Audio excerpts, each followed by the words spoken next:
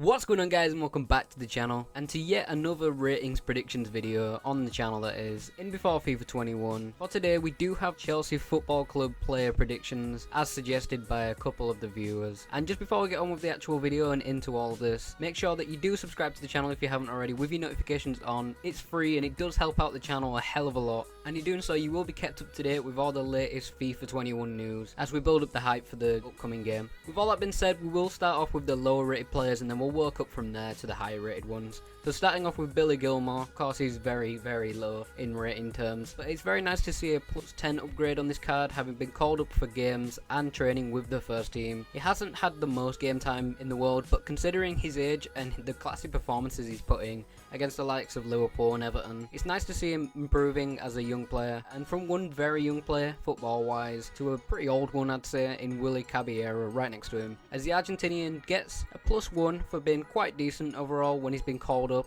and he's a very likeable player. And Rhys James is yet another academy graduate, as you'll notice that is quite the running theme in this video and with this squad. The ex-Wigan player of the year has had ups and downs this season, but overall he has been pretty solid, I'd have to say, so I'd expect a nice neat little upgrade for the English player. Moving on to the next screen in Fikayo Tomori, Emerson Palmieri and Michy Batshuayi. Now we'll start with the English centre half, who has had a pretty decent season, but injuries have set him back. I would like to see this guy get more regular game time though, as he is still young of course, and he was Derby County's player of the year the season before. The other two here are liked, but they are looked past because they just really don't cut it in this team. Batshuayi will soon be the 4th choice striker, and Emerson is rumoured to be on his way out as well. The next lot in Ross Barkley to start it up as an underrated player, underrated by the rival fans and even Chelsea fans themselves. He just needs to improve on his decision making skills in game and acquire more game time with that. I assume that he might also be leaving. Loftus-Cheek as a ball carrying centre mid who, I hate to be the guy to say that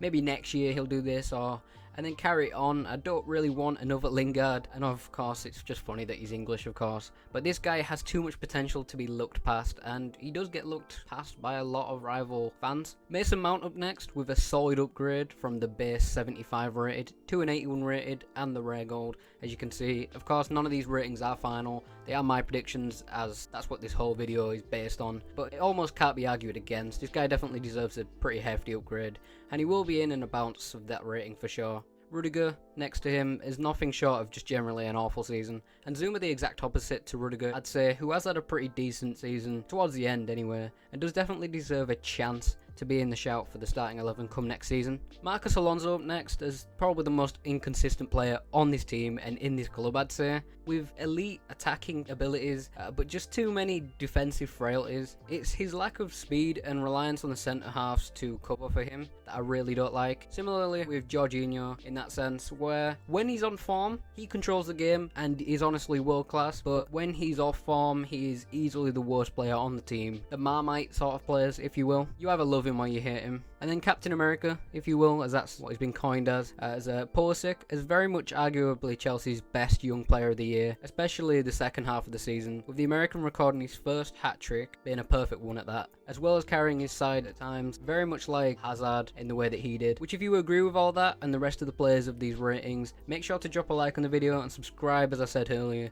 for more content like this. Now on to Willian, is easily the most disrespected player of the lot. Having been a vital player for Chelsea this season, he's been shunned at times, disregarding both his stats and his work rate for me. If he does leave this summer, I'll be disappointed personally. Kepa next, as a player I really don't want to talk much about. You'll be able to relate if your team does just so happen to have a keeper who's not only in poor form but has zero confidence and a weak backline in front of him just to support him, and he's really not been very great for him at all. In terms of metrics, he's been like one of the worst keepers in the entire league and in the top major leagues as well. Very disappointing and not a very good look on the club. And then Giroud as a cult hero, 100%.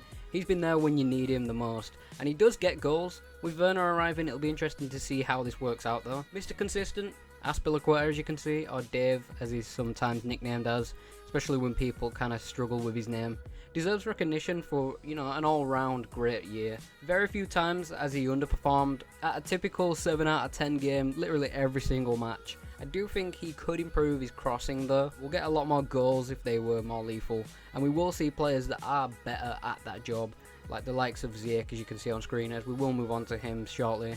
Kovacic just in between as Chelsea's player of the season for me at least, and then Hakim Ziyech as, you know, like I said, he will be great for crossing and passing, and he's a very exciting addition to the side come next season.